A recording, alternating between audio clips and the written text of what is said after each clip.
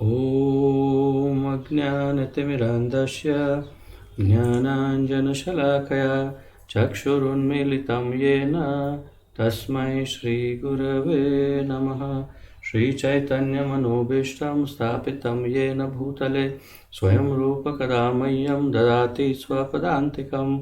वन्देऽहं श्रीगुरुं श्रीयुतपदकमलं श्रीगुरून् वैष्णवांश्च श्रीरूपं साग्रजातं सहगण रघुनाथान्वितं तं सजीवं साद्वैतं सावधूतं परिजनसहितं कृष्णचैतन्यदेवं श्रीराधाकृष्णपादान् सहगण ललिता श्रीविशाखान्वितांश्च। हे कृष्ण करुणा सिन्धो दीनबन्धो जगत्पते गोपेश गोपिकान्त राधाकान्त नमोऽस्तुते।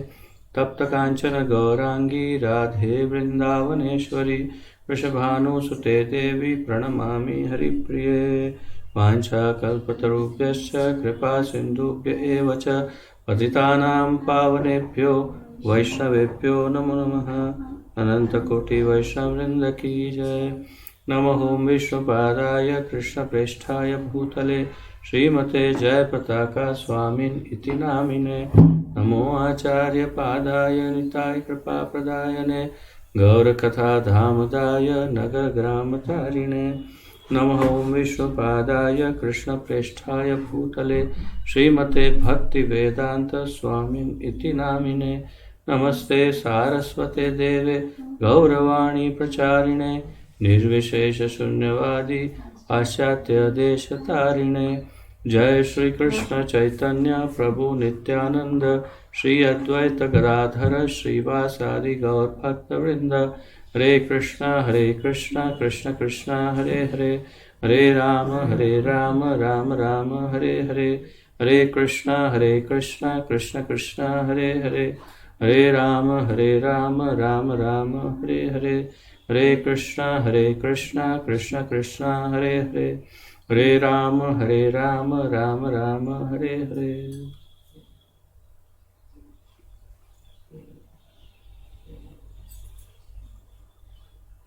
अब सबका बहुत बहुत स्वागत है आज के इस अत्यंत सुमधुर कार्यक्रम में, अत्यंत दिव्य और ज्ञानप्रद यात्रा में, जिसके अंतर्गत हम अत्यंत महत्वपूर्ण ग्रंथ भगवान श्री चैतन्य महाप्रभु का शिक्षामृत, इसका अध्ययन कर रहे हैं सम्मिलित रूप से, जिसका अनुवाद तात्पर्य श्री चैतन्य चरितामृत ग्रंथ से हमारे इस्कॉन के संस्थापक आचार्य अभय चरणारविंद भक्तिवेदांत स्वामी श्रील प्रभुपाद जी द्वारा हुआ है। श्रील प्रभुपाद की जय। तो आइए, जहाँ से कल विराम लिया था वहीं से आगे बढ़ेंगे। जैसा कि आप जानते हैं, हमने 10 अध्याय समाप्त किए हैं इसमें, और 10वां अध्याय अत्यंत महत्वपूर्ण था। श्री कृष्ण की माधुरी या माधुर्य रस के विषय में बहुत ही गहरा ज्ञान हमें श्री चैतन्य महाप्रभु ने प्रदान किया। अब आइए आगे बढ़ते हैं 11वें अध्याय से। 11वें अध्याय का शीर्षक है श्री कृष्ण भक्ति। शीर्षक है श्री कृष्ण भक्ति। तो आइए प्रारंभ करते हैं 11वां अध्याय।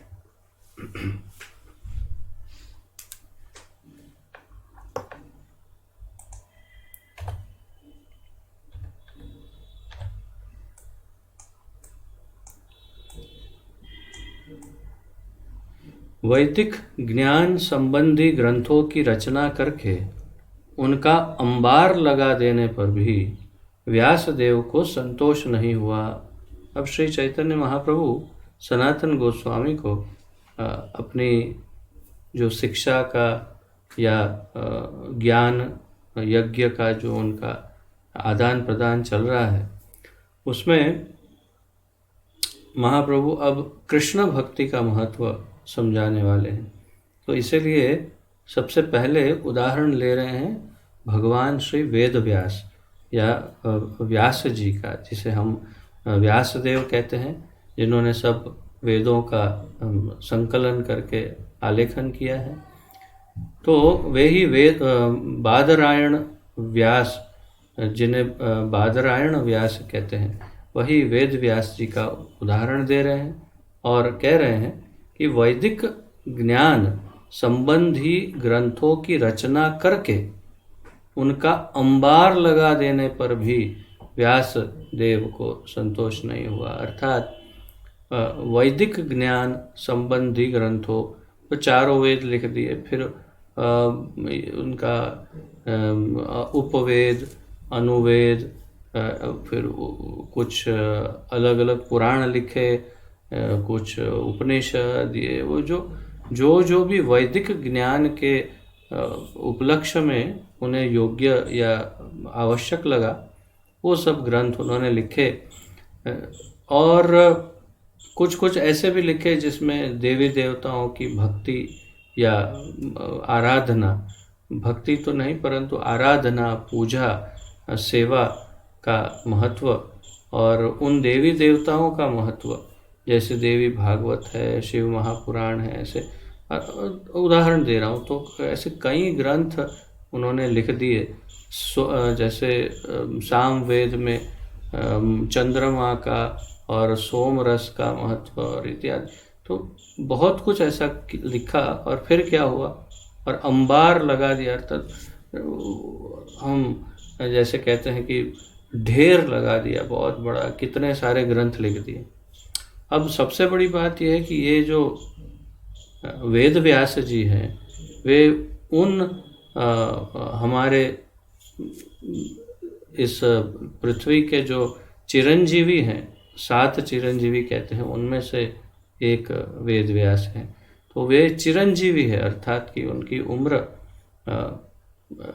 लगभग जैसे एक कल्प हो सकता है या किसी का कोई अमुक मनवंतर तक हो सकता है। तो इस प्रकार उनकी आयु बहुत ही ज़्यादा लंबी है। तो इसलिए उनके पास टाइम का कोई प्रॉब्लम नहीं है, तो लिख सकते हैं। उन्होंने अगर 10,000 वर्ष पूर्व लिखना आरंभ किया हो, तो अब फिर 5,000 वर्ष में उन्होंने कितने ग्रंथ लिख दिए होंगे, आप कल्पना कर सकते हैं। तो वही बात है कि जैसे महाभारत में 1,00,000 श्लोक हैं, तो पूरा का पूरा महाभारत उन्होंने लिख दिया। और इस प्रकार कई ग्रंथ जो हैं उन्होंने लिखे हैं और शायद अभी भी लिख रहे हो सकते हैं, हमें तो उसका पूरा ज्ञान नहीं है। तो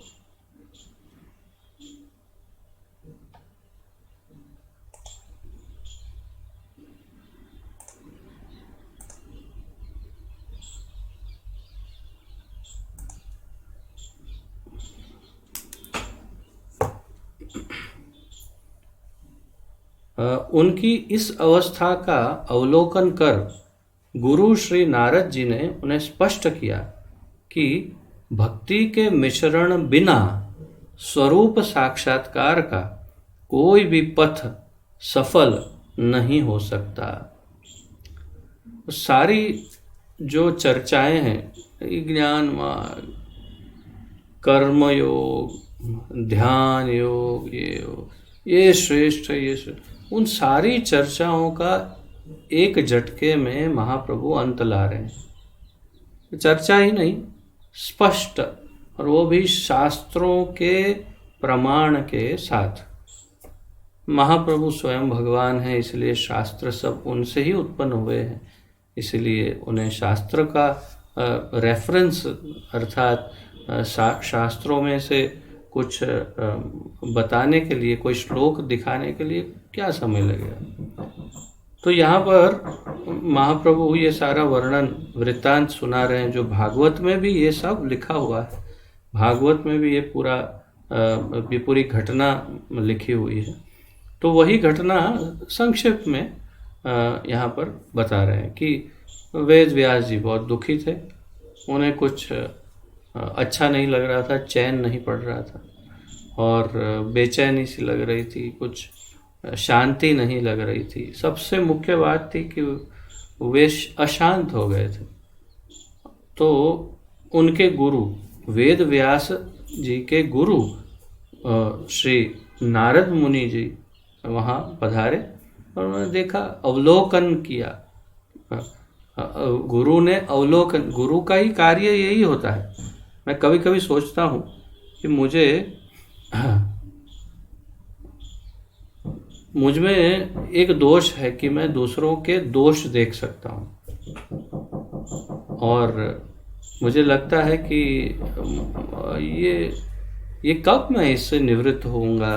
दूसरों के दोष देखने के दोष से कब, या अनर्थ से कब निवृत्त होऊंगा, ऐसा कभी कभी सोचता हूँ। और फिर दूसरे ही क्षण लगता है कि अगर मैं एक पथ प्रदर्शक अथवा तो एक शिक्षक का रोल कर रहा हूँ, तो एक शिक्षक के लिए ये आवश्यक है कि वो अपने शिष्यों में, अपने स्टूडेंट्स में दोष को देखे और फिर उन्हें करेक्ट करे या सुधारने का सुझाव दे। तो इसलिए शायद जब तक मेरा ये शिक्षक पद रहेगा तब तक मुझे लगता है कि दोष देखने का, दोष या अपराध या अनर्थ मुझ में व्याप्त रहे तो शायद उचित हो सकता है। तो गुरु ने अवलोकन किया, तो गुरु का काम ही यही है कि वो अवलोकन करे कि भाई हाँ, ये नहीं, ये यहाँ गड़बड़ है, नहीं ये ठीक करो, ये ठीक नहीं, तो गुरु का कार्य है। तो गुरु ने अवलोकन किया और उन्हें स्पष्ट किया कि भक्ति के मिश्रण बिना स्वरूप साक्षात्कार का कोई भी पथ सफल नहीं हो सकता। आपने अनेक अनेक ग्रंथ लिख डाले, अनेक शास्त्र लिख डाले, कुछ तो बहुत ही शुद्ध ज्ञान मय शास्त्र हैं, जो वेदांत आदि, और कहीं भी उसमें भक्ति मिश्रित नहीं, इतने रूखे ज्ञान हैं, और इसलिए आत्म साक्षात्कार के लिए ये पर्याप्त नहीं है। तो आपने जो लिखे हैं वो आत्म साक्षात्कार के लिए, ये स्वरूप साक्षात्कार यहाँ लिखा है, स्वरूप साक्षात्कार के लिए पर्याप्त नहीं है। तो फिर क्या किया जाए। नारद जी उस समय पधारे जब व्यासदेव सरस्वती के तट पर, सरस्वती नदी के तट पर अत्यंत खिन्न और उद्विग्न चित्त से शोकाकुल थे। देखिए, व्यासदेव अत्यंत खिन्न, बिल्कुल मूडलेस, और उद्विग्न चित्त मतलब उचाट, बहुत ही चिंता, बहुत ही व्याकुलता, बहुत टेंशन, ऐसे चित्त में शोकाकुल थे। शोकाकुल, शोक मग्न थे, बहुत सारा शोक। अब इतने सारे उनको उपाधियां दी, खिन्न, उद्विग्न चित्त और शोकाकुल, मतलब पूरी तरह से टोटली डिस्टर्ब थे, संपूर्ण रूप से डिस्टर्ब थे वे। और उनकी इस अवस्था को देखकर नारद जी ने उनके ग्रंथों की अपूर्णता का दिग्दर्शन कराया। और ये अवस्था को देखकर के नारद मुनि ने कहा कि आपके ग्रंथ जो आपने लिखे हैं वो अपूर्ण लिखे हैं, और यही कारण है कि आप स्वयं जो हैं इतने शोकाकुल हैं। तो कोई भी आश्चर्य करेगा कि मेरे ग्रंथ लिखने के साथ क्या संबंध है, मैं उसके वजह से मैं क्यों दुखी हूँ। परंतु नारद मुनि समझा रहे हैं कि क्योंकि आपने प्रचार हेतु जो योग्य है वो अभी तक नहीं किया है। प्रचार हेतु आपको भक्ति को प्राधान्य देना चाहिए, और जो कुछ लिखा है उसमें भक्ति का मिश्रण भी नहीं किया, और इसीलिए आप स्वयं ही व्याकुल हो गए, अर्थात कि कुछ अयोग्य हो गया है। एक तरह से देखने जाए तो सीधी सी बात है, कुछ अयोग्य हुआ तभी हमारी अवस्था व्याकुल हो गई, चिंतातुर, शोकमग्न। तो अब उसे सुधारा जाए। तो शुद्ध भक्ति से शून्य तत्व ज्ञान भी अपर्याप्त है, नारद जी ने कहा। नारद जी वेद व्यास जी को कह रहे हैं शुद्ध भक्ति से शून्य तत्व ज्ञान भी अपर्याप्त है। तो एवं यो वेत्ति तत्वतः भगवान कहते हैं, तो मुझे जैसे तत्वतः जानते, परंतु भगवान का ज्ञान, तत्वतः ज्ञान अर्थात भगवान का नाम क्या है, भगवान कैसे दिखते हैं, भगवान कहाँ रहते हैं, भगवान क्या करते हैं, नहीं करते, ये ज्ञान जो है ये सारा तत्वतः ज्ञान है, ये तत्व ज्ञान है। लेकिन ये तत्व ज्ञान या भगवान का तत्व क्या है, भगवान के गुण क्या है, भगवान के बारे में जो भी, वो सब ज्ञान भी प्राप्त हो जाए, परंतु उस ज्ञान के अंदर भगवान के प्रति कोई आकर्षण उत्पन्न ना हो, भगवान के प्रति बिल्कुल भी प्रेम या समर्पण भाव उत्पन्न ना हो अगर, तो वो ज्ञान भी हमें नुकसान कर सकता है या रूखा हो सकता है, बिल्कुल उससे कोई लाभ नहीं हो सकता। आगे बताएंगे, उससे कोई फायदा नहीं होगा वो ऐसे ज्ञान से, अगर उसमें भक्ति का मिश्रण ना हो। तो दो व्यक्ति आप देखिए, एक है जो भगवान को प्रेम करते हैं, भगवान के भक्त हैं और वो भगवान के बारे में ज्ञान प्राप्त करते हैं, और दूसरा व्यक्ति कि जिसे भगवान से कोई लगाव नहीं है, सिर्फ अपने आत्मसंतोष के लिए या ज्ञान वर्धन के लिए या अहंकार को पोषण देने के लिए वो किसी न किसी अन्य कारण से वो भगवान को तत्वतः जानता है। जैसे मैंने बहुत कुछ समय पहले एक उदाहरण दिया था कि हमारे ऐसे दो संबंधियों को जानता हूँ मैं, दो कि जो भक्ति मार्ग में नहीं है और उन्होंने पूरी चैतन्य चरितामृत पढ़ा है। चैतन्य चरितामृत पढ़ के उनके अंदर एक बिंदु बराबर, एक डॉट जिसे कहते हैं अंग्रेजी में, कोई अंतर नहीं आया उनकी चेतना में, क्योंकि उन्होंने पढ़ा किस तरह वो मैं समझ सकता हूँ। उन्होंने शायद टाइम पास करने के लिए या केवल ज्ञान की भूख को संतुष्ट करने के लिए या एक औपचारिकता के लिए बस पढ़ लिया होगा, और इसीलिए उनके अंदर कोई अंतर दिखाई नहीं दिया। ज्ञान में अत्यंत शक्ति है, वो ज्ञान अपना कार्य करता है, परंतु जब भक्ति नहीं है हृदय में तो फिर वो ज्ञान बेचारा क्या करेगा, अनाथ हो जाता है ज्ञान। तो तात्पर्य ये है कि, और जैसे आप भी जानते हैं कि भागवत में तो ये कथा है ही कि भक्ति माता है और ज्ञान और वैराग्य उसके पुत्र हैं। तो ज्ञान और वैराग्य अनाथ हो जाते अगर भक्ति नहीं है तो उनका कोई फायदा नहीं। तात्पर्य यही है कि यहाँ पर नारद जी कहते हैं शुद्ध भक्ति से शून्य तत्व ज्ञान भी अपर्याप्त है। फिर भक्ति विहीन सकाम कर्मों के विषय में तो कहना ही क्या।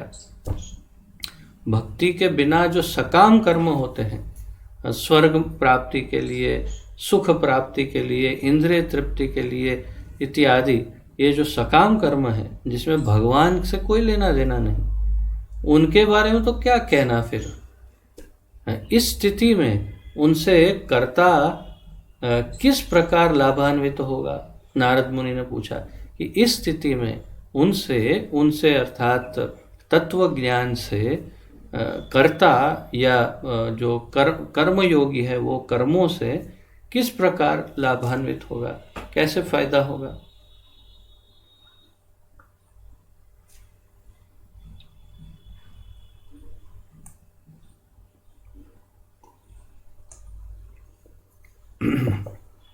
अनेक ऋषि, महाप्रभु कहते हैं आगे, तपस्या में अत्यंत दक्ष हैं, बहुत से विपुल दान करते हैं तथा बहुत से मंत्रविद भी हैं। तो अनेक प्रकार के ऋषि हैं, उसमें कुछ ऋषि तो तपस्या में अत्यंत दक्ष एक्सपर्ट हैं, जबरदस्त तपस्या ये अपने विश्वामित्र की तरह 60,000 वर्ष तपस्या, ऐसे ऐसे बहुत है। बहुत से विपुल दान करते हैं। विपुल दान बहुत बड़ा, विपुल तो बहुत ही बड़ा दान करते हैं। और तथा बहुत से मंत्रविद भी हैं, अर्थात उनको श्रुति, स्मृति, पुराण, वेद, ये सब के मंत्र सब कंठस्थ होते हैं और मंत्रों का बहुत अच्छा ज्ञान होता है। ये सभी मंगलमय है। महाप्रभु कहते हैं सब मंगलमय है, तो भी अपने सब साधनों का उपयोग भक्ति विषय क्रियाओं में किए बिना अभिष्ट प्राप्ति नहीं हो सकती। तो ये सब साधनों का उपयोग भक्ति विषय क्रियाओं में अगर नहीं करते हैं तो फिर उन्हें अभिष्ट प्राप्ति या तो सिद्धि, जिसे अभिष्ट सिद्धि या अभिष्ट जो है उसकी प्राप्ति नहीं हो सकती। जिसका जो प्राप्त करना चाहिए उसकी प्राप्ति नहीं हो सकती। इसी कारण श्रीमद् भागवत के दूसरे स्कंद के चौथे अध्याय का 17वां श्लोक में सुखदेव जी ने श्री भगवान को अभिष्ट का एकमात्र दाता कहकर प्रणाम किया। तो सुखदेव जी ने भगवान को अभिष्ट का एकमात्र दाता कहा इस श्लोक में, कि केवल भगवान ही अभिष्ट प्रदान कर सकते हैं, और उन्हें प्रणाम किया। सब प्रकार के सब प्रकार के दार्शनिक तथा योगी इतना मानते हैं कि ज्ञान के अभाव में माया बंधन से मुक्ति संभव नहीं है। सब प्रकार के दार्शनिक तथा योगी ये बात तो स्वीकार करते हैं, इस बात को मानते हैं कि ज्ञान के अभाव में, ज्ञान नहीं हो अगर, तो माया से बंधन मुक्ति संभव नहीं है। ज्ञान के बिना माया के बंधन से मुक्त नहीं हो सकते। भक्ति रहित ज्ञान में भी मुक्ति प्रदान करने की क्षमता नहीं है, महाप्रभु स्पष्ट कर रहे हैं। परंतु सावधान, अगर आप ये समझते हैं कि केवल ज्ञान से मुक्ति मिल जाएगी तो ये संभव नहीं है, क्योंकि भक्ति रहित ज्ञान में भी मुक्ति प्रदान करने की क्षमता नहीं है। अर्थात ज्ञान अकेला कुछ नहीं कर सकता। अर्थात आगे कहते हैं, ज्ञान में भी मुक्ति प्रदान करने की क्षमता नहीं है। अर्थात अब स्पष्ट कर रहे हैं उसी वाक्य को कि ज्ञान में भी मुक्ति प्रदान करने की क्षमता नहीं है।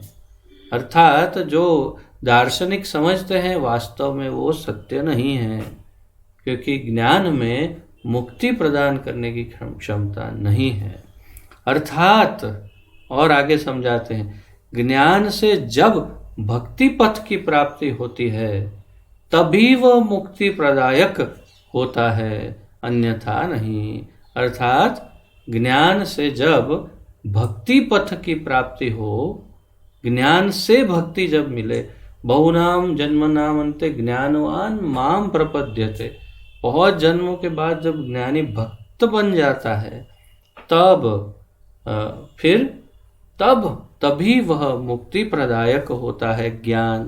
तभी भक्ति मिश्रित ज्ञान जो है वो मुक्ति दे सकता है, अन्यथा नहीं, महाप्रभु कह रहे हैं। ब्रह्मा ने श्रीमद् भागवत के 10वें स्कंद के 14वें अध्याय का 4था श्लोक, उसमें यही कहा है। ब्रह्मा जी जो भगवान की स्तुति कर रहे थे, तो भगवान की स्तुति करते समय उन्होंने यही बात कही। क्या कहा ब्रह्मदेव ने? श्रेयस्तुतिं भक्तिमुदस्यते विभो क्लिश्यन्ति ये केवल बोधलब्धये।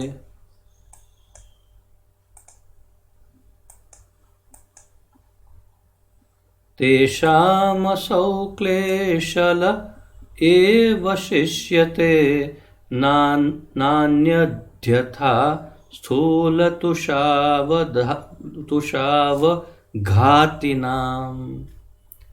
हे प्रभु, आपकी भक्ति आपकी प्राप्ति का सर्वोत्तम मार्ग है।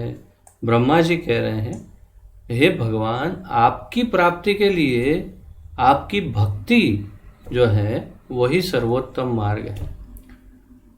उस भक्ति पथ को त्याग कर जो केवल ज्ञान उपार्जन में लगा रहता है उसे केवल क्लेश ही क्लेश होगा, सिद्धि नहीं होगी। ब्रह्मा जी स्वयं इस बात को कह रहे हैं। उस भक्ति पथ को त्याग कर, आपको पहले क्या कहा, आपको प्राप्त करने के लिए भक्ति ही सर्वोत्तम मार्ग है। अच्छा, फिर कह रहे हैं उस भक्ति को जो त्याग कर केवल ज्ञान उपार्जन में लगा रहता है, ज्ञान प्राप्ति में, उसे केवल क्लेश ही क्लेश होगा, सिद्धि नहीं होगी। क्लेशो अधिकरस्तेषाम अव्यक्तासक्त चेतसाम। भगवान भी भगवत गीता में कहते हैं अव्यक्त को जो आसक्त है, अर्थात कि जिसमें भक्ति नहीं है, जो केवल भगवान को स्टडी करता है, स्टडी भगवान, उसको केवल क्लेश ही क्लेश मिलता है बाबा, और कुछ नहीं मिल सकता रूखे ज्ञान में, जहाँ प्रेम ना हो भगवान के प्रति। तो क्योंकि भगवान को भगवान अर्थात मुझसे बड़ा समझने का अभाव है उसमें। भगवान बड़ा है, मैं छोटा और उनका सेवक हूँ, इस भाव का समूल अभाव है उसमें, और इसीलिए उसे क्लेश मिलता है। जब वो अपनी स्थिति को समझ जाता है कि मैं, यहाँ आगे बिल्कुल एग्जैक्टली यही बात करेंगे महाप्रभु, कि जब वो अपनी स्थिति को समझ जाता है कि मैं दास हूँ, तब उसके लिए सब कुछ सुलभ हो जाता है और उसे फिर दुख प्राप्ति नहीं होती। तो तात्पर्य क्या है कि यहाँ ब्रह्मदेव कह रहे हैं कि उसे क्लेश ही क्लेश मिलता है, जो केवल सिद्धि केवल ज्ञान उपार्जन में लगता है, उसे सिद्धि नहीं मिलती। और फिर आगे ब्रह्मदेव कहते हैं, जिस तरह धान के छिलके कूटने से धान नहीं मिल सकता। कैसे? उदाहरण दे रहे हैं कि अंग्रेजी में भी कहते हैं बीटिंग द हस्क। तो जो क्या कहते हैं, धान के जो छोड़ हैं, छोड़ जो होते हैं, उन छोड़ में से धान निकाल लिया, धान निकाल के फिर वो भूसा, वो केवल छिलके उसके पड़े रहते हैं और बहुत बड़ा उसका ढेर होता है। और फिर सोचते हैं इसको थोड़ा और पीटते हैं तो क्या होगा, और निकलेगा, और पीटो उसको, पीटो। अरे तुम 1000 वर्ष तक पीटते रहो, उसमें से कोई 1-2-4 दाने शायद निकल जाएंगे, बाकी और कुछ नहीं निकलेगा। तो अर्थात ज्ञान मार्ग को इतना ज़्यादा क्या कहूँ मैं, इतना ब्रह्मदेव इसकी निंदा कर रहे हैं, जो स्वयं किस स्थिति में है ब्रह्मा जी, वो आप सब जानते हैं। तो ब्रह्मा जी स्वयं अगर कह रहे हैं तो हमें एक ऑथोरिटी की बात हमेशा सुननी चाहिए। तो ये एक ऑथोरिटी है और इसलिए हमें स्वीकार करना चाहिए वो जो कह रहे हैं। और आगे कहते हैं ब्रह्मदेव, उसी प्रकार भक्तिहीन ज्ञान रत पुरुष को अभिष्ट आत्म साक्षात्कार नहीं हो सकता। उसी प्रकार भक्तिहीन ज्ञान रत पुरुष, ज्ञानी ऐसा जिसमें भक्ति ना हो, उसको अभिष्ट आत्म साक्षात्कार नहीं हो सकता। उसे केवल श्रम लाभ होता है। ब्रह्मदेव कह रहे हैं उसे केवल श्रम ही लाभ होता है, उसे केवल फल में श्रम ही मिलता है, पसीना, मेहनत, श्रम एव ही केवलम। धर्म स्वनुस्थितः पुंसां विश्वक्सेन कथासु यः न उत्पादयेद यदि रतिम श्रम एव ही केवलम।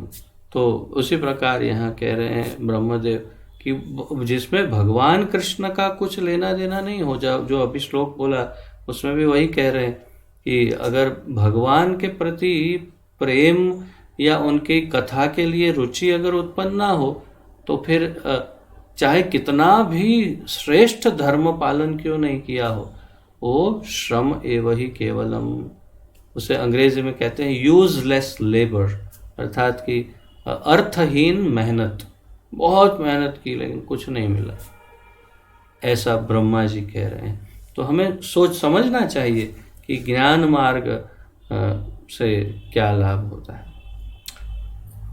आगे महाप्रभु कहते हैं भगवत गीता 7.14 में भगवान श्री कृष्ण ने कहा है कि माया इतनी प्रबल है कि साधारण जीव उसके बंधन से मुक्त नहीं हो सकता।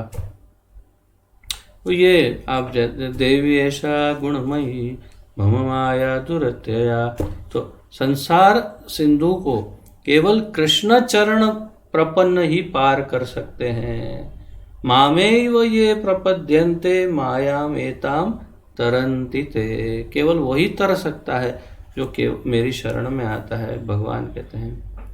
तो जीव भूल जाता है, महाप्रभु कहते हैं कि वह नित्य कृष्ण दास है। जो मैंने कहा था ना कि मूल स्थिति को पहचान लेगा तो कोई प्रॉब्लम नहीं है, और वो भूल जाता है कि वो नित्य कृष्ण दास है, उसका निर्माण ही कृष्ण दास होने के लिए हुआ है। अगर वो इस स्थिति को स्वीकार नहीं करता तो भोगता रहेगा करोड़ों साल तक नरक भोग, या यहाँ से वहाँ, यहाँ से वहाँ, यहाँ से वहाँ, वो टेनिस बॉल की तरह यहाँ से वहाँ उछलता रहेगा, बस अनंत कोटि योनियों में घूमता रहेगा। आ ब्रह्म भुवनालोका पुनरावर्तिनो अर्जुन, बस यही होता रहेगा। परंतु माम उपेत्य तु कौन्तेय पुनर्जन्म न विद्यते, परंतु जैसे ही वो अपनी परिस्थिति समझ लेगा कि मैं कृष्णदास हूँ और मुझे कृष्णदास होने की स्थिति स्वीकार्य है और मुझे भगवान की सेवा करनी है, इस बात का जब वो एहसास करने लगता है तब फिर उसके प्रॉब्लम सॉल्व हो जाते हैं। फिर कोई प्रॉब्लम नहीं, फिर सीधा भगवान के पास, और इस बंधन से मुक्त हो जाता है, और फिर वो भी नित्य मुक्त जीव हो सकता है, जिसकी हम कल चर्चा कर रहे थे। तो यही विस्मरण उसके बंधन तथा माया के प्रति आकर्षण का कारण है। महाप्रभु कहते हैं ये विस्मरण कौन सा, कि मैं कृष्णदास हूँ, नित्य कृष्णदास हूँ, ये विस्मरण उसके बंधन तथा माया के प्रति आकर्षण का कारण है। वस्तुतः यह आकर्षण ही माया का पाश है। ये आकर्षण जो है, भौतिक आकर्षण, वही तो माया का पाश है। माया उसी में तो जकड़ रही है। जब तक जीव में माया पर प्रभुत्व की इच्छा रहेगी तब तक उसकी मुक्ति होना बड़ा कठिन है। जब तक वो माया पर अपना आधिपत्य जमाने का प्रयास करे, ऐसे समझ के नहीं ओ मैं माया का पति, ऐसे नहीं। जो कुछ भी, ये सब तो माइक जगत तो है पूरा, इसमें से जिसके ऊपर भी वो अपना प्रभुत्व जमाने का प्रयत्न करेगा कि मैं स्वामी हूँ, मैं इसका मालिक हूँ, मैं हूँ, हो गया, तब तक गोल गोल घूमता रहेगा। तो यहाँ महाप्रभु कह रहे हैं कि जब तक जीव में माया पर प्रभुत्व की इच्छा रहेगी तब तक उसकी मुक्ति होना बड़ा कठिन है। अतः निर्देश किया गया है कि जीव गुरु की शरण में जाकर उनसे भक्ति की शिक्षा ग्रहण करे, जिससे माया मुक्त होकर श्री कृष्ण चरणारविंद की उसे प्राप्ति हो जाए। तो उसका रास्ता भी महाप्रभु ने बता दिया कि उसे एक योग्य गुरु को ढूंढना होगा, जो तत्ववेत्ता हो, तत्वविद हो, जो तत्ववेत्ता हो, जिसके पास सब ज्ञान हो, भगवान, भगवत तत्व, कृष्ण तत्व, और उसे उसकी सेवा करके, उसे प्रणिपात करके और उसे प्रश्न पूछकर, उससे दीक्षित हो करके उससे वो ज्ञान प्राप्त कर सकता है और अपने जीवन मुक्ति का मार्ग मिल सकता है उसे। तो अतः निर्देश किया गया है कि जीव गुरु की शरण में जाकर उनसे भक्ति की शिक्षा ग्रहण करे, जिससे माया मुक्त होकर श्री कृष्ण चरणारविंद की उसे प्राप्ति हो जाए। तो मुझे स्मरण है कि जब मैं बहुत वर्षों पूर्व, लगभग 2004 की बात होगी शायद, 4 या 5 की बात है, तब मुझे अचानक 2005 में अचानक मुझे भगवत गीता पढ़ने की इच्छा हो गई। दुबई में था और मैंने यही हमारी Bhagavad Gita as it is या यथारूप जो है श्रील प्रभुपाद जी की भगवत गीता, वही मंगवाई और पढ़ना आरंभ किया और पूरी भगवत गीता पढ़ ली। पूरी भगवत गीता पढ़ तो ली, लेकिन काले अक्षर भैंस बराबर जैसे, उसमें से जैसे कुछ भी समझ में नहीं आया, कुछ भी नहीं। और आज देखिए यही ये बात, तद विद्धि प्रणिपाते न परिप्रश्ने न सेवया इत्यादि, ये सब, और माया से कैसे मुक्ति मिले और ये सारा ज्ञान, तो ये सब ज्ञान अब एकदम स्पष्ट है, बिल्कुल एकदम क्लियर है। तब इसमें से कुछ भी समझ में नहीं आया था। और जब कभी भी ये सब सुनता मैं बाद में, तो लगता है ये तो पहली बार सुन रहा हूँ, मैंने तो पढ़ी है भगवत गीता, ये सब कब पढ़ा मैंने। तो तात्पर्य ये है कि तब मैं गुरु की शरण में नहीं था, तब मैं अपने अहंकार के शरण में था कि मुझे भगवत गीता पढ़नी है। तो पढ़ डाली भगवत गीता, लेकिन उसमें से एक अक्षर भी यहाँ रुका नहीं, निकल गया।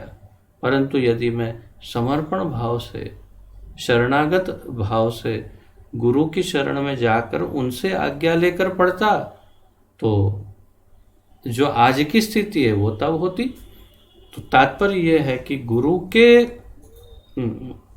की करुणा के बिना, उनके आशीर्वाद के बिना ये ज्ञान भी हमें पचेगा नहीं, और उसमें साथ में भक्ति तो मिश्रित होनी ही चाहिए।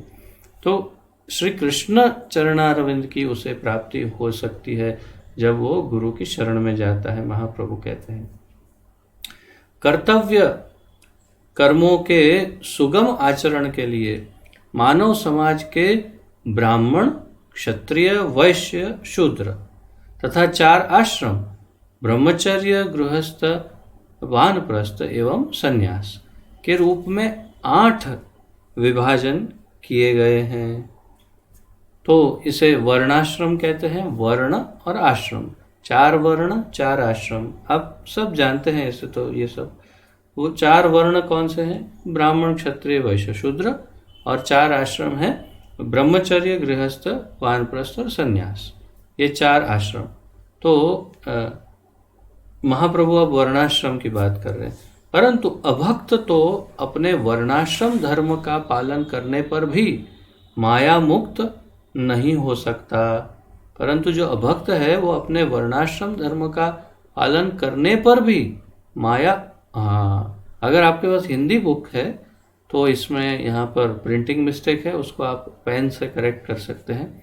माया युक्त नहीं हो सकता लिखा है, वास्तव में माया मुक्त होना चाहिए।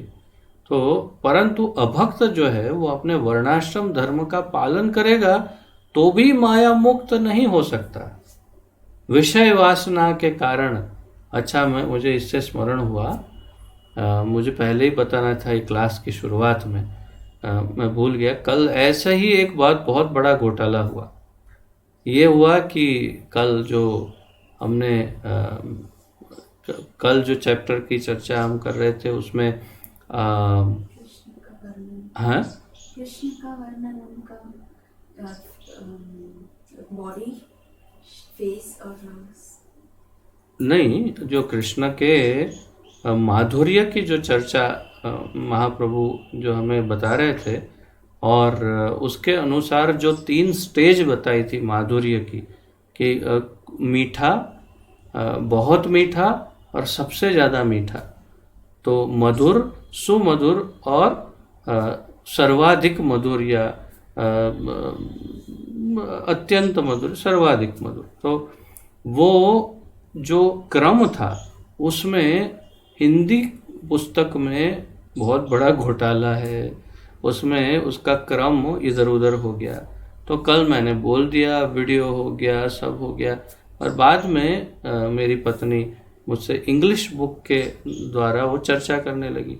तो अंग्रेजी पुस्तक के अंदर सही क्रम दिया है जो प्रभुपाद जी ने स्वयं लिखा है, परंतु अनुवाद में अनुवादक श्री से कुछ गड़बड़ हुई और वो क्रम इधर उधर हो गया। तो मैंने अब जो YouTube में वीडियो डाला उसमें फिर मुझे नीचे बड़े बड़े अक्षरों में सब टाइटल डालने पड़े कि यहाँ पर ये गलती है, आप करेक्ट कर लीजिएगा। तो तुम भी लिख के चेंज कर लेना उसमें। Tell her what I am talking about. तो उसमें भगवान का शरीर, वपु और उनके श्री अंग जो हैं वो सब मधुर हैं। भगवान का मुखारविंद जो है वो सुमधुर है, और भगवान का स्मित हास्य जो है, उनकी हंसी या मुस्कान, मुस्कुराहट जो है वो सर्वाधिक मधुर है। तो ये क्रम में कल गड़बड़ थी, तो जो नोट्स लिख रहे हैं उन लोगों को ये सब करेक्शन थोड़ा करना पड़ेगा, तो कल के नोट्स में करेक्ट कर लेना। फिर मैंने वीडियो में तो वो सब दे दिया, परंतु आप लोगों को सबको शायद ये मैसेज पहुंचा नहीं पहुंचा। मैंने वैसे व्हाट्सएप ग्रुप में भी डाला था ये करेक्शन, तो आपने शायद कर लिया होगा। ठीक है, आगे बढ़ते हैं। तो अब कहने का तात्पर्य है कि हिंदी में ऐसे, अब मैं दोनों बुक एक साथ कैसे पढूं, एक साथ एक बाजू अंग्रेजी एक बाजू हिंदी, ऐसे बहुत समय होगा। इसलिए प्रयास करूंगा ऐसा कभी आगे टाइम मिला तो 2 पुस्तक पढ़ के। एक और प्रॉब्लम है। हाँ बोलो। कि जो चैप्टर आप पढ़ा रहे हो, हाँ, इसमें वो चैप्टर बहुत ही अलग है। बहुत अलग है? क्या अलग है? क्योंकि Then why are you not telling me in the beginning? because ये ऑलरेडी तैयारी कर लिया, इसमें कहाँ मैं अभी। अच्छा ओके, क्या अलग है बताओ। एक्चुअली दिस इज चैप्टर 11 में सर्विस टू द लॉर्ड है। Service to the Lord. हाँ, और ये जो पढ़ा है वो कृष्ण भक्ति है। हाँ, और इसमें टोटली इसमें शुरुआत ही ऐसा है कि just lord Chaitanya explain to Sanatan Goswami हाँ। कि कृष्ण को कैसे अप्रोच करना चाहिए ऐसे। वैरस जहाँ आप पढ़ा रहे हैं वो तो पूरा वैदिक इसमें मतलब so there is much difference। देखिए, अब पता चल रहा है कि इसमें भी एक बहुत बड़ा घोटाला है। वो जो अंग्रेजी पुस्तक में जो चैप्टर है वो चैप्टर यहाँ या तो है नहीं या आगे पीछे है, कुछ तो गड़बड़ है। नहीं, और आगे पीछे भी नहीं है। एक्चुअली वो चैप्टर ही पता नहीं कहाँ से, आपका जो चैप्टर है वो तो कहीं भी दिखता नहीं है। अंग्रेजी में वो चैप्टर नहीं है। मैं आगे देख ही रही हूँ क्योंकि हर एक चैप्टर में इसमें मेंशन किया है कि फिर लॉर्ड चैतन्य ने सनातन गोस्वामी को क्या नेक्स्ट सिखाया, फिर कैसे। मैं अभी देख रही हूँ आपकी पुस्तक में कहीं भी चैतन्य महाप्रभु का वर्णन है क्या? ये कौन बोल, ये चैतन्य महाप्रभु तो बोल रहे हैं। उसमें लिखा है, मतलब ऐसे चैतन्य महाप्रभु कह रहे हैं। हाँ, महाप्रभु ने फिर आगे कहा बोल करके तो है। Any how the point is के दोनों में कुछ कुछ बहुत बड़े बड़े अंतर हैं। मुझे अब चाहे समय मिले या ना मिले, लेकिन दोनों को साथ में ही स्टडी करना पड़ेगा ताकि ये सब गलतियों को मैं सुधार सकूं, न अन्यथा पता नहीं हम क्या सीख जाएंगे। इसलिए अगली बार से अर्थात कल से मैं सावधान रहूँगा और आपको भी सावधान करता रहूँगा, क्योंकि अंग्रेजी मूल है जो प्रभुपाद ने लिखा है और वही हमें फॉलो करना है। तो आइए अभी तो कम से कम इसमें आगे बढ़ते हैं जो भी हमें परोसा गया है। तो फिर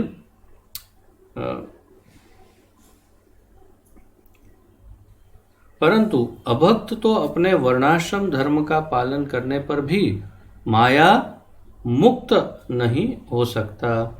विषय वासना के कारण कर्तव्य कर्म करके भी वह तो अधोगामी ही होगा।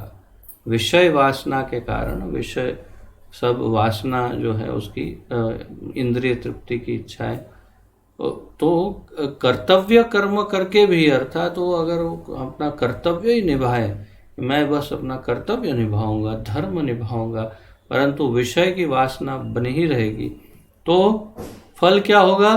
तो भी अधोगामी ही होगा। वही तो जो इससे पहले मैंने जो श्लोक भागवत का कहा था वो लगभग वैसे ही, उसमें अधोगामी नहीं कहा लेकिन श्रम एवं ही केवलम कहा। तो धर्म स्वनुष्ठितः पुंसाम विश्वक्षेन कथासु यह न उत्पादयेद यतिरतिम। तो धर्म स्वनुष्ठित, धर्म इतना श्रेष्ठ धर्म पालन कर रहा है वो कि एकदम धार्मिक व्यक्ति है, क्या कहते हो, सिद्धांतवादी है, सत्यवादी है, हमेशा सच का साथ देता है, सत्य बोलता है, पूरा धर्म का पालन करता है, निज धर्म का सब ड्यूटी ठीक से निभाता है, कभी झूठ नहीं बोलता, कोई बुरा काम नहीं, कुछ नहीं। फिर क्या होगा? इतना करने पर विश्वक्सेन कथा सुयह, तो विश्वक्सेन अर्थात भगवान श्री कृष्ण की कथा के लिए न उत्पाद येद यदि रतिम, अगर ये धर्म पालन करने से उसको यदि भगवान कृष्ण की कथा के प्रति प्रेम, रति, आकर्षण उत्पन्न नहीं हुआ, तो फिर वो जो धर्म है श्रम एव ही केवलम।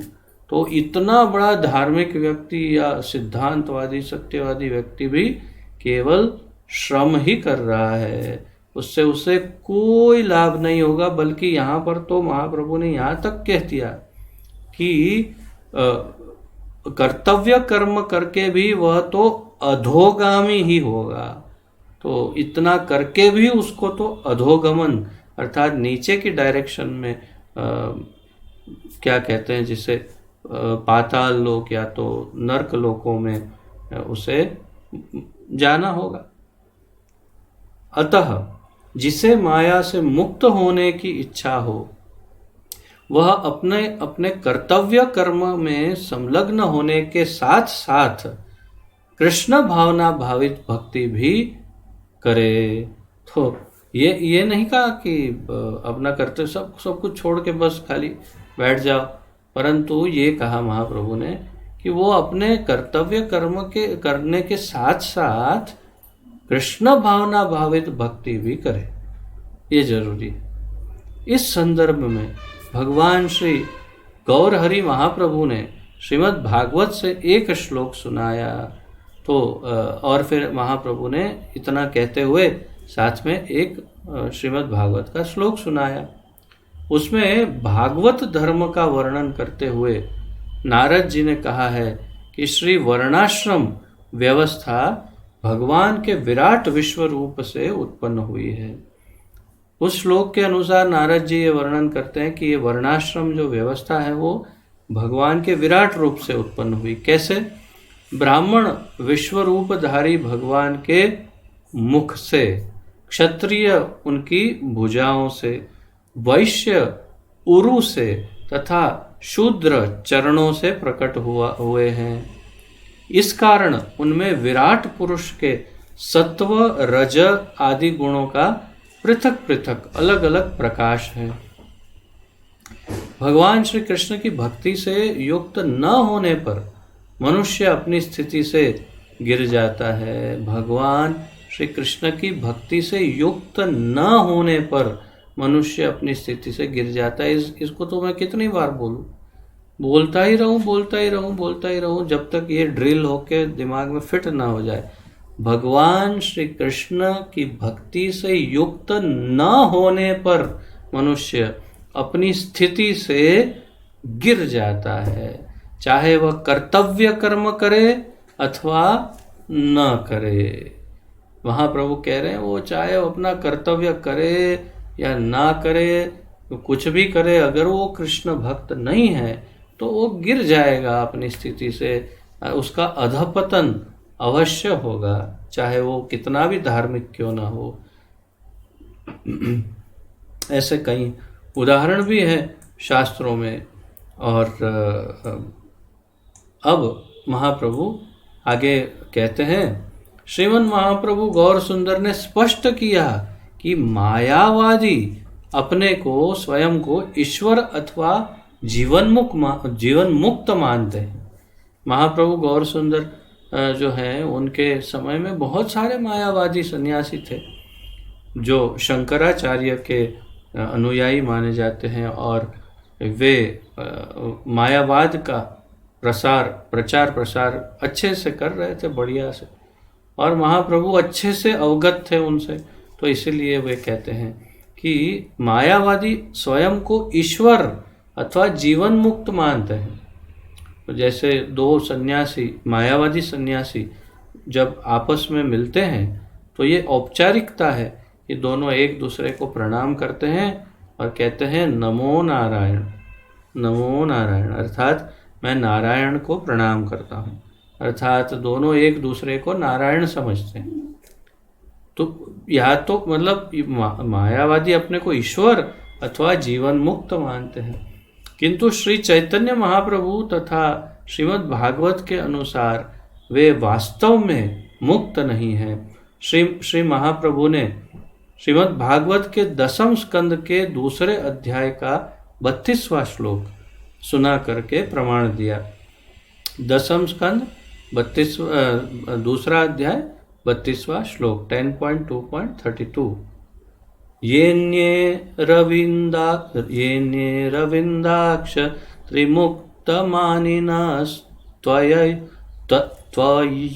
त्वय्यस्त भावादविशुद्धबुद्धयः आरुह्य कृच्छ्रेण परं पदं ततः पतन्त्यध अनादृत युष्मदंग्रयः। ये हमारे प्रभुपाद जी के श्रीमुख से ये श्लोक कम से कम नहीं तो भी 500 बार सुना हो। उनके बहुत ही प्रिय श्लोकों में से एक है। प्रभुपाद जी ने ये कितनी बार ये श्लोक बोला होगा अपने लेक्चरों में, उसकी तो कोई सीमा ही नहीं है। आरुह्य कृच्छ्रेण परम पदम ततः पतन्ति अधः अनादृत्य युष्मद् अंग्रयः। तो ये इतनी बार बोलते हैं, इतना महत्वपूर्ण है। अब उसका अर्थ समझते हैं। मायावाद के अनुसार जो स्वयं को मुक्त मानकर भगवत भक्ति को स्वीकार नहीं करते, वे भक्ति के अभाव में कठोर तप करके ब्रह्म स्तर पर पहुंच जाने पर भी फिर पतित हो जाते हैं। पतंती अध, क्यों? क्योंकि वे भक्त नहीं हैं। तो ब्रह्मा जी के स्तर पर पहुंच जाने पर, या तो ब्रह्म स्तर पर अर्थात कि निराकार ब्रह्म में एकाकार होने पर, ब्रह्मा जी के स्तर पर नहीं, निराकार ब्रह्म में स्थित हो जाने पर, अर्थात कि सायुज्य मुक्ति की प्राप्ति करने के बाद भी फिर पतन होता है उनका, अर्थात वापस आना पड़ता है। तो वे भक्ति के अभाव में कठोर तप करके ब्रह्म स्तर पर पहुंच जाने पर भी फिर पतित हो जाते हैं। पतंती अध अनादृत्य युष्मद् अंग्रयः। तो भगवान के चरण कमल का उन्होंने ये क्या कहते हैं, शरण नहीं लिया और इसलिए फिर गिर जाते हैं। श्री गौर सुंदर महाप्रभु ने कहा, श्री कृष्ण सूर्य के समान हैं तथा माया अंधकार है। श्री कृष्ण प्रकाश में निरंतर स्थित रहने वाले को अंधकारमय माया मोहित नहीं कर सकती। तो ये तो बहुत ही प्रचलित श्लोक है हमारे चैतन्य चरितामृत का। आप में से कई भक्तों को ये कंठस्थ होगा भी। वैसे भी कृष्ण सूर्य सम माया अय अंधकार, जहाँ कृष्ण तहाँ मायार नहीं नाही अधिकार। इस प्रकार ये चैतन्य चरितामृत का श्लोक है। और इसमें कहते हैं महाप्रभु कि कृष्ण सूर्य के समान है, माया अंधकार है, जहाँ भी कृष्ण है वहाँ माया नहीं हो सकती, अर्थात अंधकार नहीं हो सकता। तो श्री कृष्ण प्रकाश में निरंतर स्थित रहने वाले को अंधकारमय माया मोहित नहीं कर सकती। श्रीमद् भागवत के 4 प्रमुख श्लोकों में यह सिद्धांत पूर्णतया स्पष्ट किया गया है। श्रीमद् भागवत के 4 प्रमुख श्लोकों में यह सिद्धांत स्पष्ट किया है। भागवत के दूसरे स्कंद के 5वें अध्याय के 13वें श्लोक में इसकी पुष्टि इस प्रकार है। माया भगवान के सामने खड़ी रहने में भी बड़ी लज्जा अनुभव करती है। माया तो दुर्गा देवी भगवान के सामने खड़ी रहने में भी बड़ी लज्जा शर्म अनुभव करती है, उनके सामने भी खड़ी नहीं रहती है।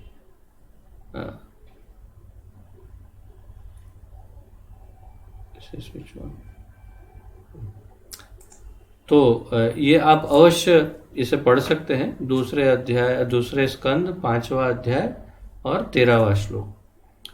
यही माया जीवों को निरंतर मोहित कर रही है।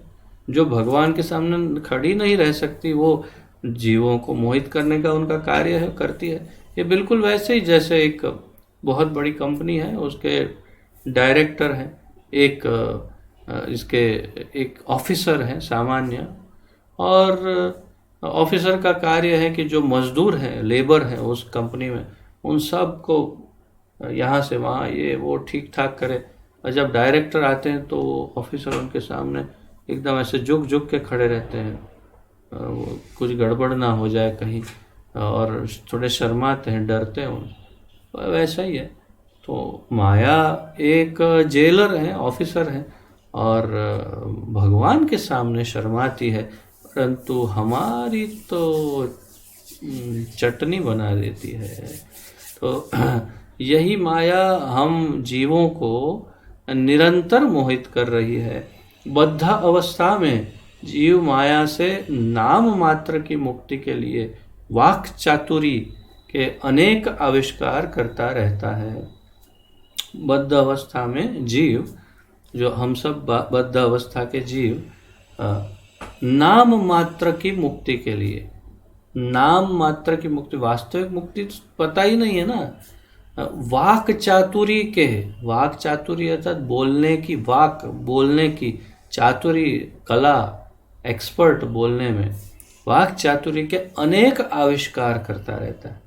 किंतु यदि वह निष्कपट भाव से श्री कृष्ण शरणापन्न हो जाए और केवल एक बार कह दे, प्रभु श्री कृष्ण आज से मैं आपका हूँ, तो श्री कृष्ण अविलंब उसे माया मुक्त कर देंगे। हरि हरि वो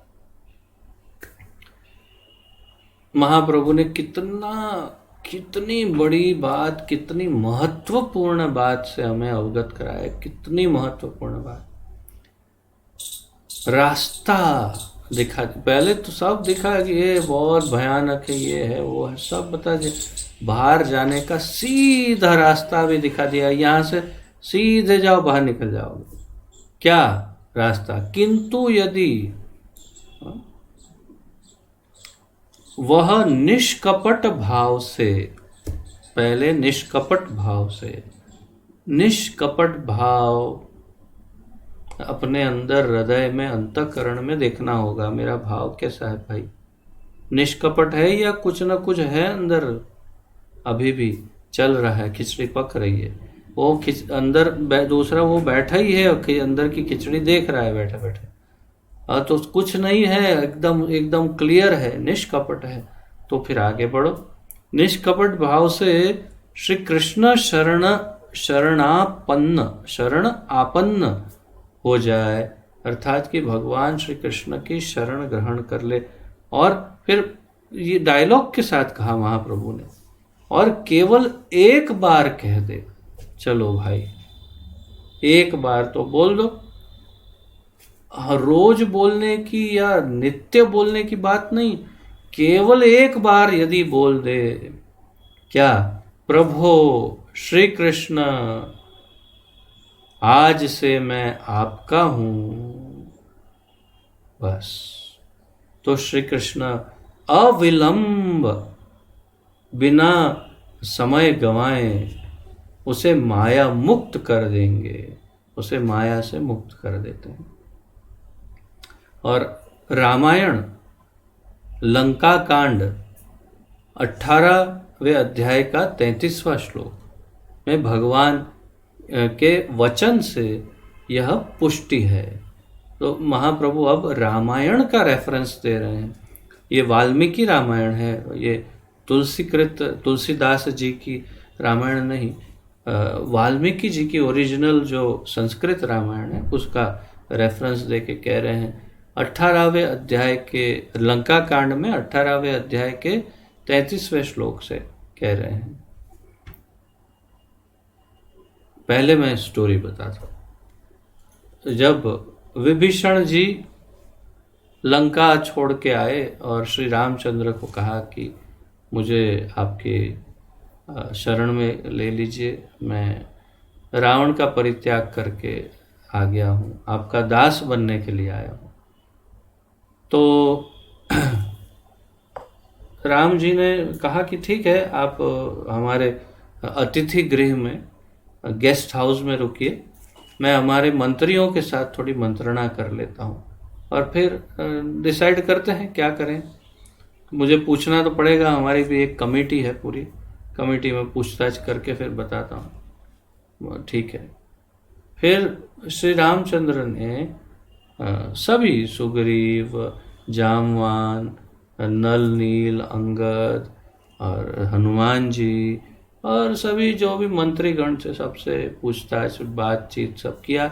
सबको पूछा क्या करना चाहिए। सुग्रीव ने कहा उसे मार देना चाहिए या बंदी बना लेना चाहिए, या तो ये वो, किसी ने ये कहा, किसी ने वो कहा। फिर भगवान रामचंद्र के बोलने की जब बारी आई तो वो पूछ ही क्यों रहे थे जब ये बोलना था, परंतु वे सबका मत जानना चाहते थे। लेकिन फिर भी उन्होंने अपना मत प्रस्तुत किया। उन्होंने कहा, सकृदेव प्रपन्नो यस तवास्मीति च याचते अभयं सर्वदा तस्मै ददाम्येतद् व्रतं मम। सकृद एव प्रपन्नो यस यह तवास्मि तव अस्मि इति च याचते अभयं सर्वदा तस्मै ददामि एतद् व्रतं मम। मेरे चरणों में सर्वात्म समर्पण करने वाले की सब प्रकार से रक्षा करना मेरा कर्तव्य और व्रत है। सकृद एव प्रपन्नो यह, तो जो सकृद हर प्रकार से सर्वात्म समर्पण, अर्थात हर प्रकार से सब कुछ संपूर्ण शरणागति में जो भगवान के चरणों में शरणागत होता है, तो और कहता है तव अस्मि, मैं आपका हूँ, और ऐसा शरणागति लेकर ऐसा बोल देता है मैं आपका हूँ। तवास्मि इति च याचते, ऐसी भिक्षा मांग लेता है कि मैं आज से आपका हूँ, मुझे शरण दीजिए। तो अभयम सर्वदा तस्मै, मैं उसे सर्वदा अर्थात मैं हमेशा दूंगा। क्या? अभय ददामी, अभयम सर्वदा तस्मै ददामी, मैं उसे हमेशा अभय दूंगा। एतत् व्रतम मम, ये मेरा व्रत है, ये मेरी प्रतिज्ञा है कि जो एक बार मेरी शरण में आके कह दे कि मैं आपका हूँ, मैं उसको अभय दे दूंगा, ये मेरा व्रत है। तो ये बहुत बड़ा श्लोक, बहुत बड़ी बात है। ये ठाकुर जी की करुणा की जो सीमा सीमा है नहीं भाई, सीमा ही नहीं है। असीम कृपा और करुणा का ये परिचय है। और फिर भी यदि कोई मूर्ख यदि उनकी शरण नहीं स्वीकारे तो फिर उस मूर्ख का क्या कहना। जन्मों जन्मांतर तक वो सड़ता रहे और उसका उद्धार कौन करे, कोई नहीं कर सकता। तो सकाम कर्म, मुक्ति, ज्ञान अथवा सिद्धि योग का उपभोग करने वाले भी प्रबोध होने पर इन सब पंथों को त्याग कर भगवान श्री कृष्ण की अनन्य भक्ति करने लगता है। महाप्रभु कहते हैं सकाम कर्म, मुक्ति, ज्ञान अथवा सिद्धि योग का उपभोग करने वाला भी प्रबोध होने पर, अर्थात ये सब ज्ञान जो हमने पढ़ा ये सब अगर उसको ज्ञान हो जाए तो इतना ज्ञान प्राप्त करने पर इन सभी पंथों को त्याग कर ये सब छोड़ देता है। हृदय में से सब अनर्थ को धो के फेंक देता है, निकाल देता है। नहीं चाहिए, मुझे सिर्फ भक्ति चाहिए। त्याग कर भगवान श्री कृष्ण की अनन्य भक्ति, अनन्य शब्द कई बार हमारी चर्चा हुई है, अनन्य भक्ति करने लगता है।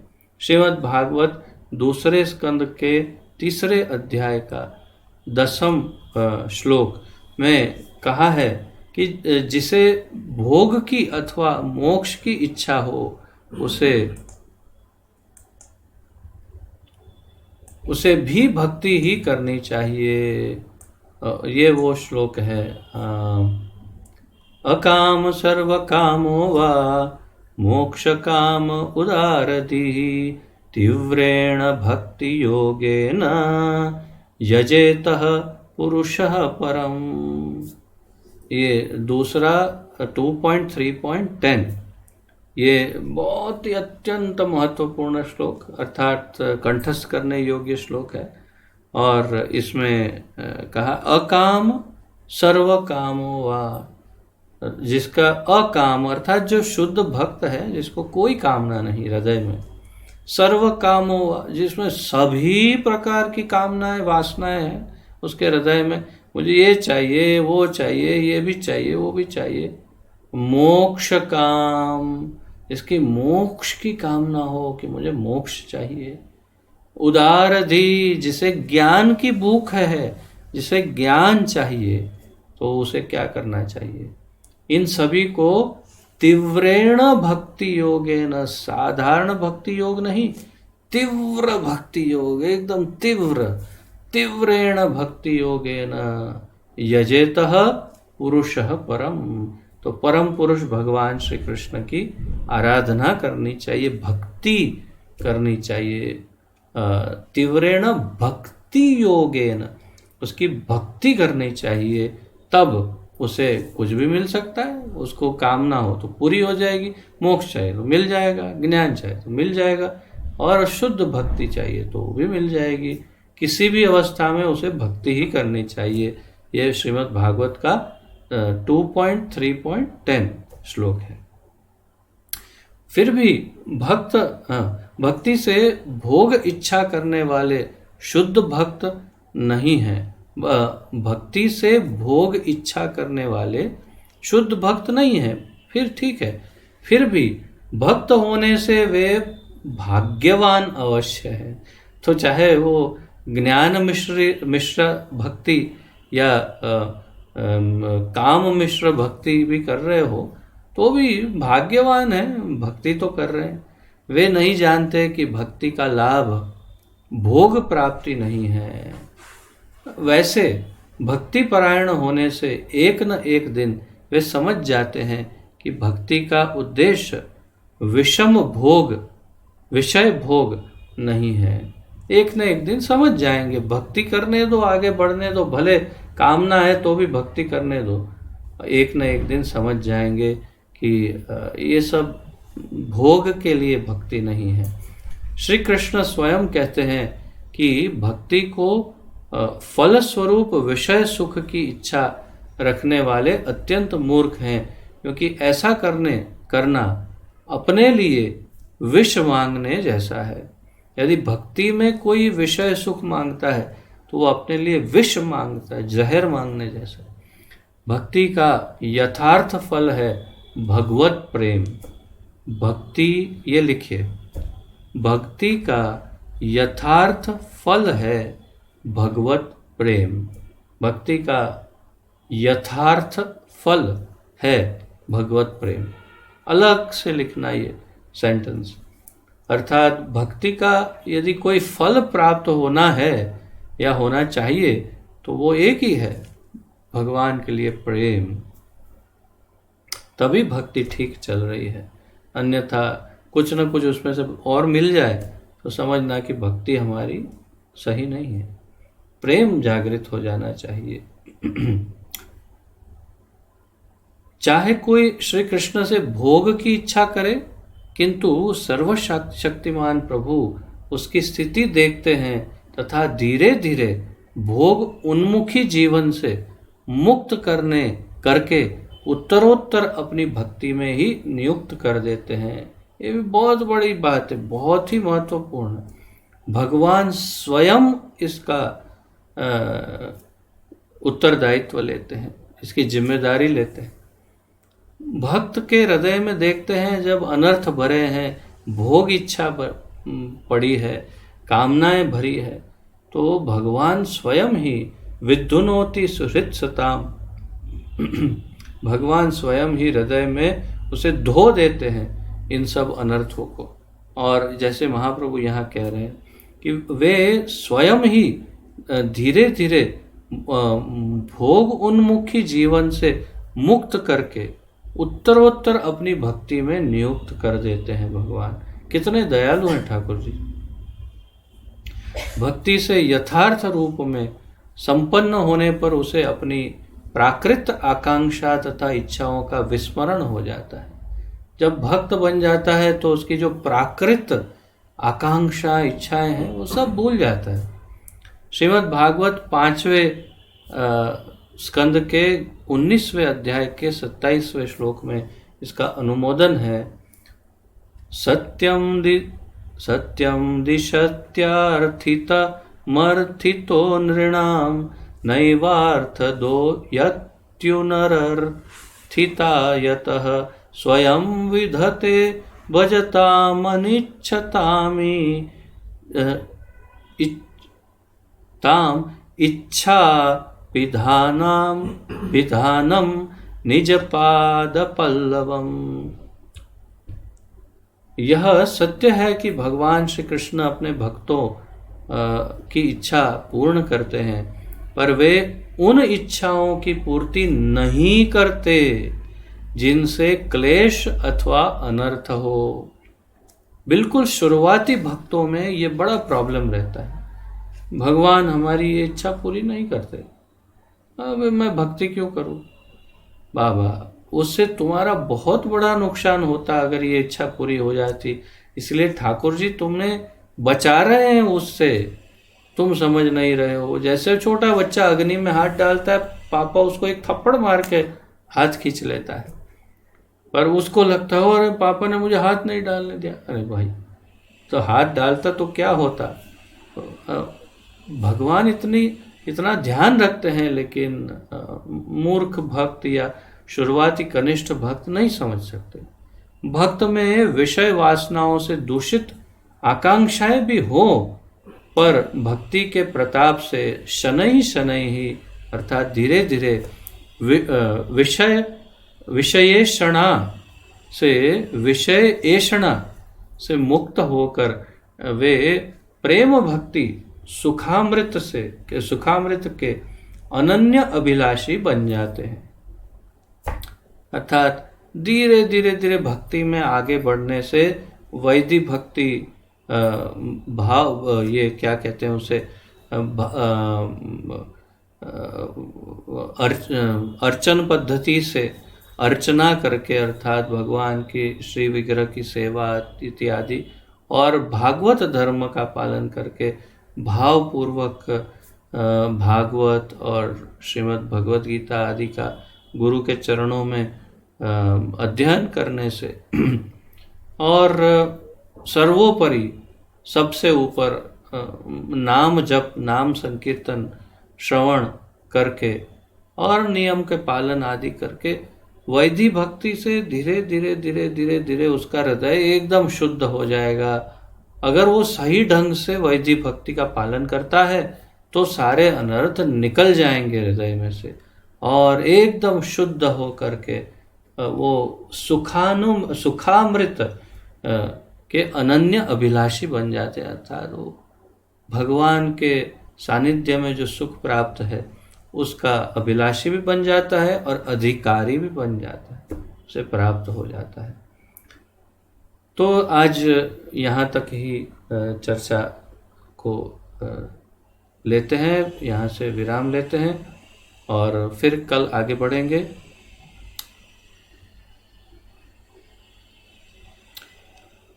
तो यहाँ से फिर कल आगे बढ़ेंगे। आज के इस विषय पर किसी का यदि कोई प्रश्न आदि हो तो पूछ सकते हैं, अन्यथा हम विराम लेंगे।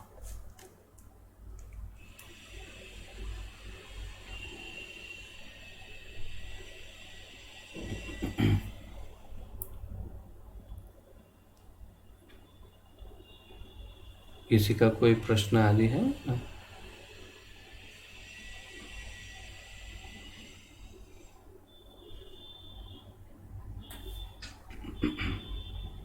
जी माता जी। प्रभु जी प्रश्न नहीं है, पर आप जो बोल रहे हैं ना, अभी जो आपने लिया ना क्लास, वो गुजराती में तो सेम टू सेम है। अभी गुजराती में है सेम टू सेम? हाँ सेम टू सेम है पूरे। अच्छा, तो मतलब मुझे इंग्लिश में एक बार देखना पड़ेगा। अभी जब मेरी पत्नी बोल रही है कि ये चैप्टर ही नहीं है तो मुझे थोड़ा सा एक बार मैं वेदा बेस मेरे पास है उसमें मैं चेक कर लेता हूँ कि और वो भी अपडेटेड लेटेस्ट वर्जन है उसमें इस पुस्तक का। तो मैं चेक करके एक बार टैली कर लूँगा कि ये है कि नहीं है या क्या डिफरेंस है, वो मैं एक बार देख लेता हूँ। वो नहीं तो आपने जो बताया और गुजराती दोनों एक एक लाइन सेम टू सेम है। अच्छा, ओ तो मतलब उसमें क्या होगा माता जी कि हिंदी लेके गुजराती बनाया होगा तो फिर तो सेम टू सेम ही रहेगा ना। मतलब जितनी गलतियां वो है वो भी सेम टू सेम ही आएगी, फिर ऐसा संभव है। तो इसलिए एक बार इंग्लिश से टैली करना जरूरी है, वो मैं बैठ के कर लूँगा और फिर देखते हैं। जी ठीक है। हरे कृष्ण। और किसी का कोई प्रश्न आदि है तो पूछ सकते हैं, अन्यथा विराम लेते हैं। ठीक है, आइए प्रणति निवेदन करते हैं। श्री चैतन्य महाप्रभु की जय। श्री चैतन्य महाप्रभु के शिक्षा अमृत की जय। श्री सनातन गोस्वामी प्रभुपाद की जय। पतित पावन अभय चरणारविंद भक्ति वेदांत स्वामी श्रील प्रभुपाद की जय। पतित पावन गुरुदेव की जय। निताय गौर प्रेमानंदे। हरि हरि बोल। हरे कृष्ण। धन्यवाद।